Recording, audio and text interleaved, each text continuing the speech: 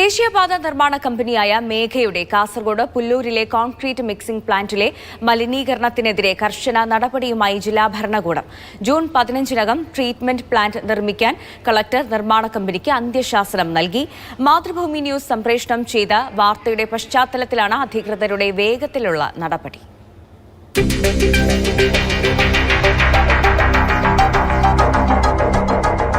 ഒരു വർഷത്തോളമായി ഈ ദുരിതം നാട്ടുകാർ സഹിക്കാൻ തുടങ്ങിയിട്ട് രാസവസ്തുക്കളും മറ്റും മേഘ കമ്പനി അധികൃതർ അശ്രദ്ധമായി കൈകാര്യം ചെയ്തതോടെ കൃഷിഭൂമിയും ജലസ്രോതസ്സുകളും പൂർണ്ണമായി മലിനമായി. ഒടുവിൽ പ്രതിഷേധിക്കാൻ തന്നെ നാട്ടുകാർ തീരുമാനിച്ചു. കുടിവെള്ളത്തിലേക്കും അതുപോലെ തന്നെ നമ്മുടെ മൃഗങ്ങൾക്കും ഈ പുല്ല് ഭക്ഷ്യയോഗ്യമല്ലാത്ത സ്ഥിതിയിലാണ് വരുന്നത്. വ്യാപകമായ കീടനാശിനിയും അത് അടങ്ങിയിരിക്കുന്ന വസ്തുത മനസ്സിലാക്കാൻ പറ്റിയത്. കഴിഞ്ഞ വർഷം നല്ല രീതിയിൽ സിമെന്റ് വെള്ളം പോകുന്നുണ്ടായിന്.